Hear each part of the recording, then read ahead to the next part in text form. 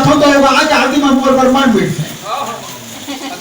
मेरा पता लगा एक सर्वे करे कि मैं कहूँ करे कविता पाठ करे जाता हूँ कोई भी गाना कवि सम्मेलन में जाता हूँ तो वहां के आदमी में मोर पर मन बैठे का जब मैं पता लगाए तो एक बात पता चली कि जितने भी बुद्धिजीवी आदमी रहते थे वो मोर पर मन बैठे बाकी मन में कहें तो हम बेड़ा नहीं हुआ लेकिन परसेंट आज का सब परसेंट में चल रहा तो मैं फिर सर्वे करे तो काबर मोर का मन बैठे थे तो उधर कहते थे करिया आदमी है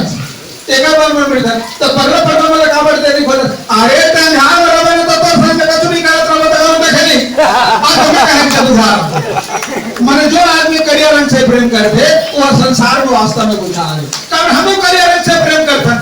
काबर श्री कृष्ण भगवान करिया शंकर भगवान करिया बलराम स्वामी करिया तो काबर करिया के प्रेम नहीं करवे जब भगवान करिया हो सका था मैं नहीं हो सका था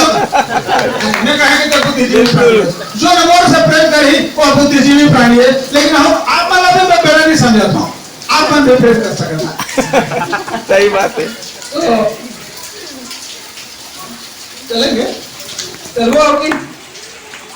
अब कब हो गया आओ कहा सर स्वागत है